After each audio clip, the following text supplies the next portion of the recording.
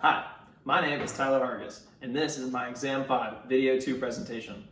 For this assignment, I've chosen to follow prompt B by creating a fictional crime scene outside my apartment, and then explaining the DNA analysis that was gathered. On this episode of Genetic Crime, the Raleigh Police Department responded to a 911 call at a small apartment complex where someone has shattered a car window. The department sends out the forensic unit to try to figure out who shattered this window and what they were after. Forensics arrives and immediately lock down the crime scene and interview possible witnesses. Turns out, the person who dialed 911 had watched the entire situation unfold from their third-story apartment window, but they were unable to identify the perpetrator. According to the witness, the criminal was wearing a UNC t-shirt and dark jeans. Down at the crime scene, investigators were able to determine that the criminal broke the car window by throwing a large rock at the glass. Luckily for the forensics teams, the perpetrator sliced their hand on a piece of glass when reaching inside the car. This crucial evidence will be sent back to the lab, and soon a DNA analysis will be developed to help determine who committed this crime.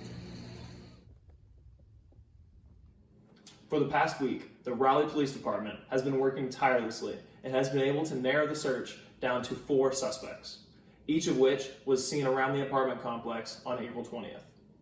A sample of DNA was collected from each suspect and run through a DNA analysis, which tests a variable number of tandem repeats on VNTR.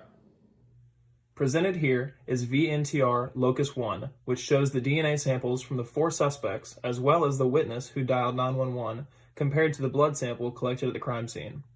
To understand these loci, you must compare the gray bands between each sample.